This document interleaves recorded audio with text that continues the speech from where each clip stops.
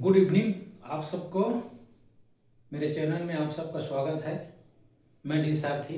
आज आप लोगों को क्लास 12 का अकाउंटेंसी ऋण पत्रों का निर्गमन पढ़ाने जा रहा हूँ। इशू ऑफ डिबेंचर्स, ऋण पत्रों का निर्गमन।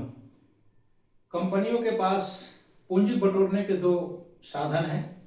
पहला है अंश पत्र और दूसरा है ऋण पत्र। अंश पत्र के बारे में तो आप लोगों को मैं पढ़ा चुका। ये ऋण पत्र है। ऋण पत्र किसे कहते हैं?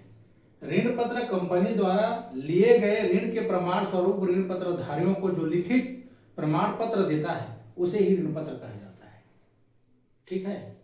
कंपनी द्वारा लिखित ऋण पत्रधारियों को जो ऋण लेता है कंपनी, उसके बदले में जो प्रपत्र दिया जाता है उसी को ऋण पत्र कहा जाता है। ऋण पत्र पर ब्याज की दर पहले से निश्चित रहती है। जब कंपनी ऋण पत्र जारी करती है उसी समय ऋण पत्र पर ब्याज की दर भी निश्चित कर दी जाती है। ठीक है। इसका अर्थ यह है कि ऋण पत्रधारियों को प्रति वर्ष ब्याज मिलना निश्चित रहता है। तो अब ऋण पत्र लिखित होता है जिसमें कंपनी की सील होती है, वही ऋण पत्र है। ऋण पत्र पर कंपनी की सील होती है और ऋण पत्र पर पहले से ही ब्याज की दर निश्चित होती है। ऋण पत्र ऋण की प्रतिभूति का उल्लेख भी करता है। ऋण पत्र सामान्यतः अल्प अवधि के लिए ऋण पत्र जारी नहीं किया जाता, दीर्घ अवधि के लिए ऋण पत्र जारी किया जाता है और ऋण पत्र के भुगतान को प्राथमिकता भी दी जाती है। यही इसकी विशेषताएं हैं। ऋण पत्र कई प्रकार के होते हैं। रजिस्टर्ड ऋण पत्र है, वाहक ऋण पत्र है, सुरक्षित ऋण पत्र, आरक्षित ऋण पत्र, शोधनीय ऋण पत्र, अशोधनीय ऋण पत्र, परिवर्तनशील ऋण पत्र, अपरिवर्तनशील ऋण पत्र, शून्य कूपन दर वाली ऋण पत्र, विशेष कूपन दर वाली ऋण पत्र। ऐसे 8 ऋण पत्र होते हैं। ठीक है। तो हम लोग पढ़ेंगे अब ऋण पत्रों पर निर्गमन पर पंजी प्रविष्टियां। ऋण पत्रों को ठीक उसी प्रकार जारी किया जाता है जिस प्रकार से अंश पत्र को जारी किया जाता है। एंट्री भी वही होते हैं, अलग अलग नहीं होते। केवल नाम बदलता है। जहां पर अंश पूंजी लिखा जाता है, अंश आवेदन लिखा जाता है, वहां पर ऋण पत्र का नाम आता है। ऋण पत्र हमेशा प्रतिशत में ही रहता है। जितना प्रतिशत लिखी रहती है उसमें उतनी ब्याज उसको वार्षिक देना पड़ता है। 6 महीने में देना होते हैं। ऋण पत्र पर ब्याज प्रत्येक 6 माह के बाद दे दिया जाता है ऋण पत्रधारियों को। तो यहाँ पर भी ऋण पत्र भी 2 प्रतिफल में जारी किए जाते हैं, रोकड़ के प्रतिफल में और रोकड़ के अतिरिक्त अन्य प्रतिफल में।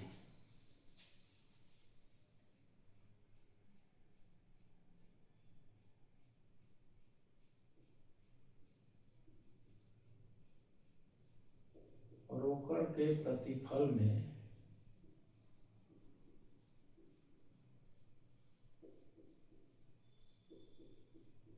ऋण पत्रों का निर्गमन। जब कंपनी ऋण पत्र जारी करती है तो जनता से ऋण लेती है नगद में, नगदी उसको कहा जाता है। इसमें भी 2 हैं। पहला ऋण पत्र की संपूर्ण राशि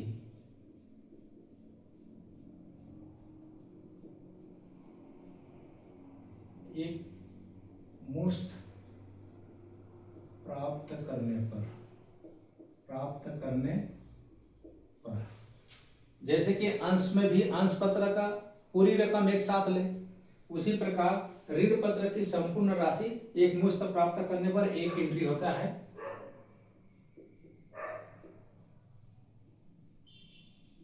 बैंक खाता डेबिट ऋण पत्र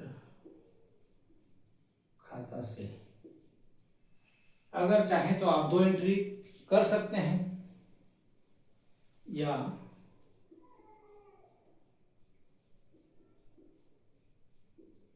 बैंक खाता डेबिट ऋण पत्र आवेदन खाता से।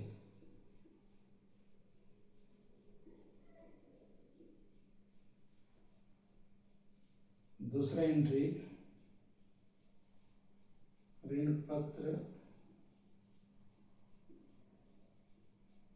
आवेदन खाता डेबिट ऋण पत्र खाता से।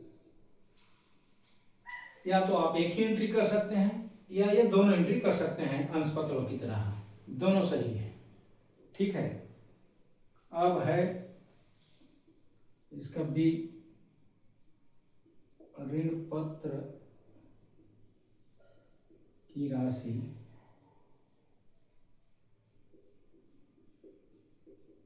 किस्तों में प्राप्त करने पर। अंशों की तरह किस्तों में भी ऋण पत्र की राशि प्राप्त होती है। तो पहला होगा इसमें आवेदन राशि प्राप्त होने पर होगा बैंक खाता डेबिट ऋण पत्र आवेदन खाता से।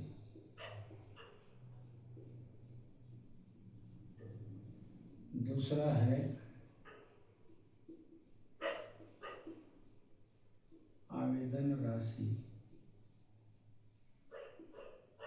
अंश पूंजी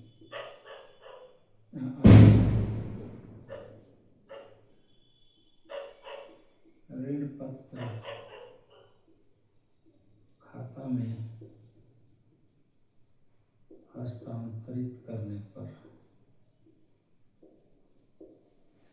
तो ये होगा ऋण पत्र आवेदन खाता डेबिट ऋण पत्र खाता से। ठीक है, तीसरा ऋण पत्रों का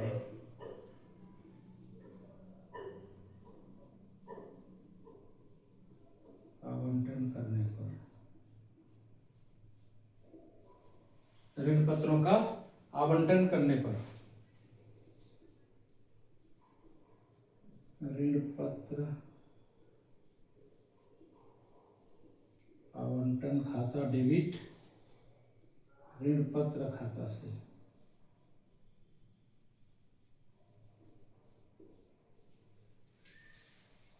चौथा आवंटन राशि प्राप्त होने पर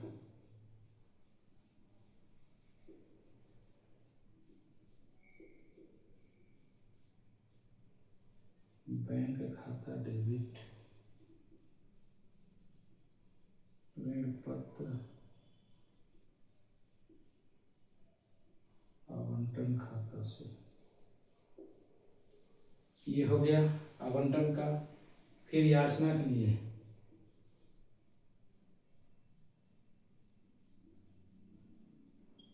ऋण पत्रों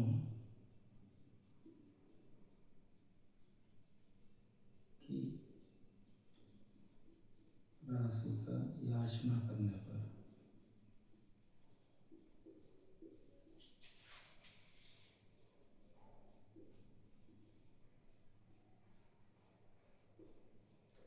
ऋण पत्र याचना खाता डेबिट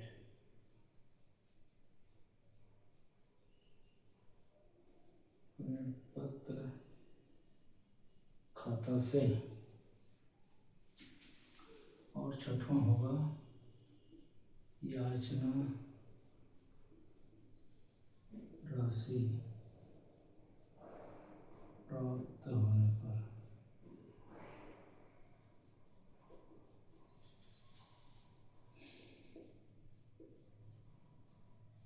बैंक खाता डेबिट, ऋण पत्र याचना खाता से जिस प्रकार अंश पत्र के निर्गमन की एंट्री है, ठीक उसी प्रकार से ऋण पत्र के निर्गमन की भी एंट्री है। केवल नाम बदल जाता है। जहां पर अंश आवेदन वहां पर ऋण पत्र आवेदन, जहां पर अंश आवंटन वहां पर ऋण पत्र आवंटन, जहां पर अंश याचना वहां पर ऋण पत्र याचना, जहां पर अंश पूंजी वहां पर ऋण पत्र खाता। ठीक है। और ऋण पत्र भी 3 मूल्य पर जारी होता है, सम मूल्य, प्रीमियम मूल्य और बट्टा मूल्य। अंशों में भी बताया था कि अंशों को भी 3 प्रकार से 3 मूल्यों पर जारी किया जाता है, सम मूल्य, प्रीमियम मूल्य और बट्टे मूल्य। तो इसको भी 3 मूल्य पर ही जारी किया जाता है। अंशों में मैंने आप लोगों को बताया था कि अंशों का अवशिष्ट याचना होता है, अग्रिम याचना होता है। ठीक उसी प्रकार से ऋण पत्रों में भी अवशिष्ट याचना और अग्रिम याचना होता है। वही पूरे नियम है, केवल नाम बदलता है। ठीक है। तो मैं आज आप लोगों को 1-2 सवाल बता दे रहा हूं।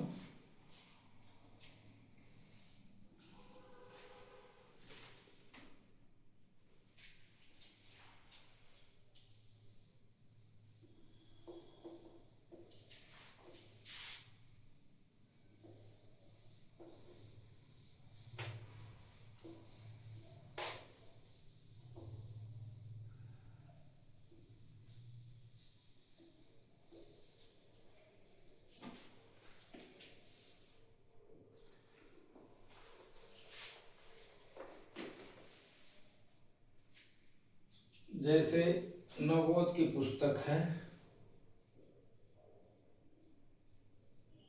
Question number 1। एक कंपनी ने 20 रुपए वाले 20,008% ऋण पत्र जनता को जारी किए। संपूर्ण राशि एक मुश्त प्राप्त हो गई। कंपनी की पुस्तकों में पंजी के आवश्यक लेखे कीजिए। तो यहाँ होगा कंपनी के पुस्तकों में जर्नल,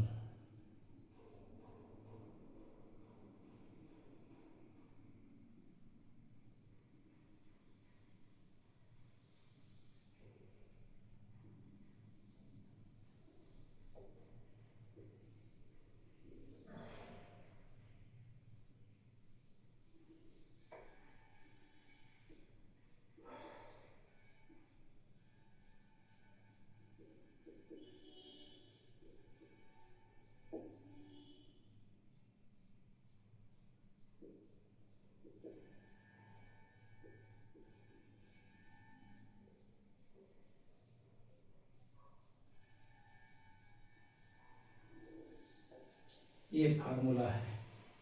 ठीक है। 20,008% ऋण पत्र जारी किया। प्रत्येक ऋण पत्र का 20 रुपये दाम है। एक मुश्त राशि मिल गई। तो यहाँ लिखेंगे हम लोग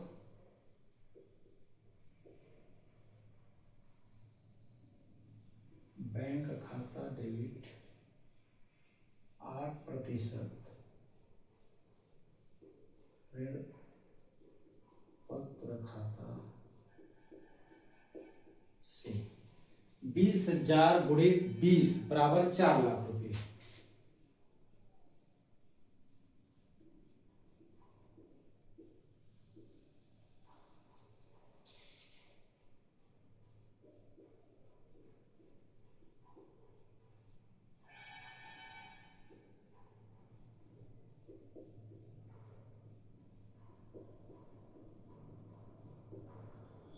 ये हो गया। एक ही एंट्री में खत्म। एक मुश्त में ऐसी एंट्री होगी। ठीक है। एक मुश्त में ऐसी एक ही एंट्री होगी, खत्म। इसके बाद किस्तों में एक बताता हूं। बैंक खाता डेबिट 8% ऋण पत्र खाता से इसी प्रकार से लिखना है। अब किस्तों में भी बता रहा हूं। Question number 3। Question number 3।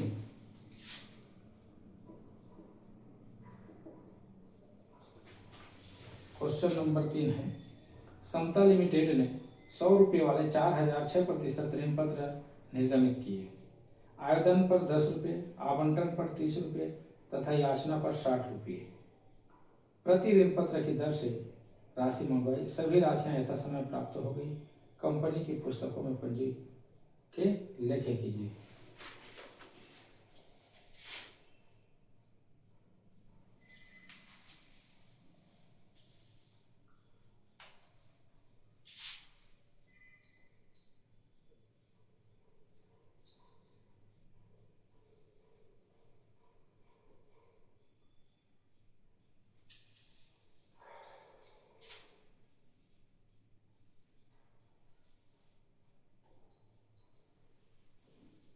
Question number 3,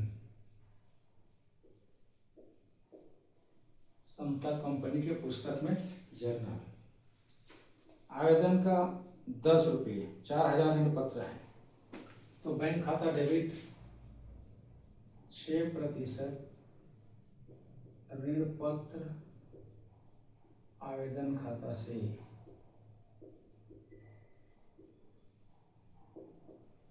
4000 गुणित 10 बराबर 40,000।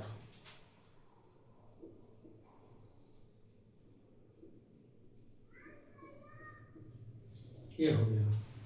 इसको ऋण पत्र खाते में अब ट्रांसफर करना है, तो एंट्री होगी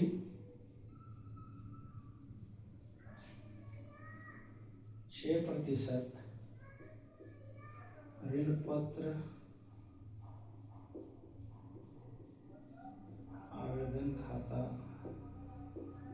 डेबिट 6% ऋण पत्र खाता से आवेदन राशि ऋण पत्र खाता में हस्तांतरित, यही 40,000।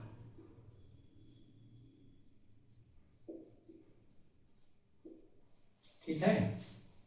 फिर आवंटन की एंट्री होगी 6% ऋण पत्र आवंटन खाता डेबिट 6% ऋण पत्र खाता से। ये आवंटन है 30 रुपये का, 4×12 1,20,000 बनेगा, 1,20,000।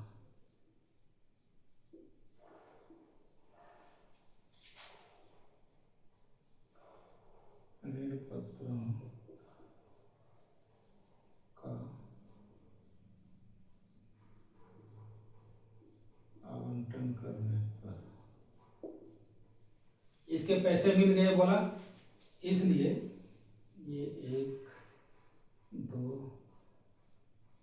3 इसका पैसे मिल गए, तो ये होगा बैंक खाता डेबिट 6% ऋण पत्र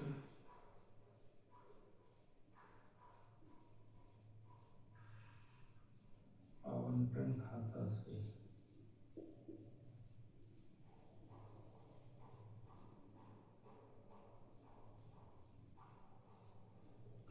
आवंटन राशि प्राप्त होने पर, आवंटन राशि प्राप्त होने पर 1,20,000।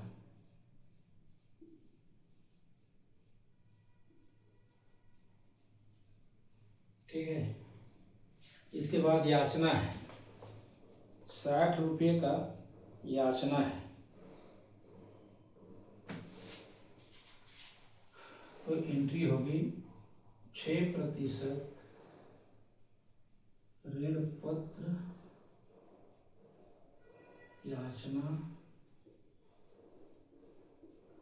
खाता डेबिट 6% ऋण पत्र खाता से 2,40,000।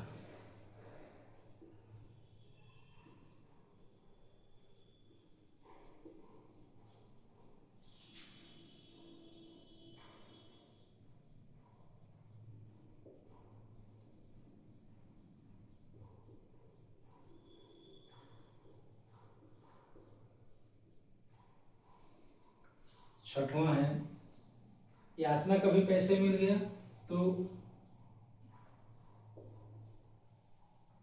बैंक खाता डेबिट 6% ऋण पत्र याचना खाता से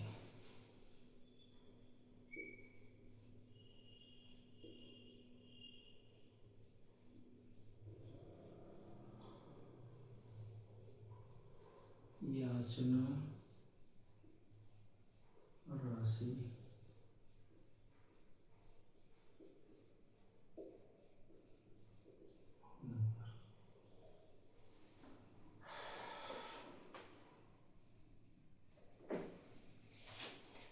ये 8 लाख होता है।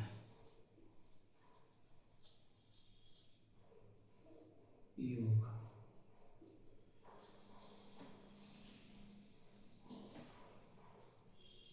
ठीक है। किस्तों में ऐसे अंशों की तरह बैंक खाता डेबिट 4,000 गुणा 10 बराबर 40,000, 6% ऋण पत्र आवेदन खाता से 40,000। दूसरी एंट्री ऋण 6% ऋण पत्र आवेदन खाता डेबिट 40,000, 6% ऋण पत्र खाता से 40,000 आवेदन की राशि ऋण पत्र खाता में हस्तांतरित करने पर।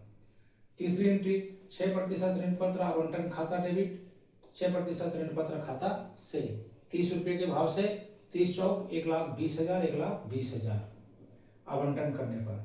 आवंटन की राशि मिली तो बैंक खाता डेबिट 1,20,000, 6% ऋण पत्र आवंटन खाता से 1,20,000 आवंटन की राशि प्राप्त होने पर। फिर याचना का है तो 6% ऋण पत्र याचना खाता डेबिट 6% ऋण पत्र खाता से 60 रुपये के भाव से 60 गुणी 4,000, 2,40,000, 2,40,000 ऋण पत्रों पर याचना करने पर। फिर इसके पैसे भी मिल गए याचना के तो बैंक खाता डेबिट 6% ऋण पत्र याचना खाता से 2,40,000, 2,40,000 याचना राशि प्राप्त होने पर 8 लाख। तो इस तरह से सवाल जिस तरह से अंश पत्र का है, दोनों में अंतर वही है कि अंश पत्रों का हरण किया जाता है लेकिन ऋण पत्रों का हरण नहीं किया जाता है, बस यही अंतर है। बाकी ये सब है, इसका पेमेंट होता है बाद में, दूसरे अध्याय में है। तो मैं समझता हूँ ये सरल लग रहा होगा और आप लोग मेरे चैनल को अधिक से अधिक सब्सक्राइब करें, लाइक करें, कमेंट भेजें, ठीक है। तो आज के लिए इतना ही। Thank you, good night.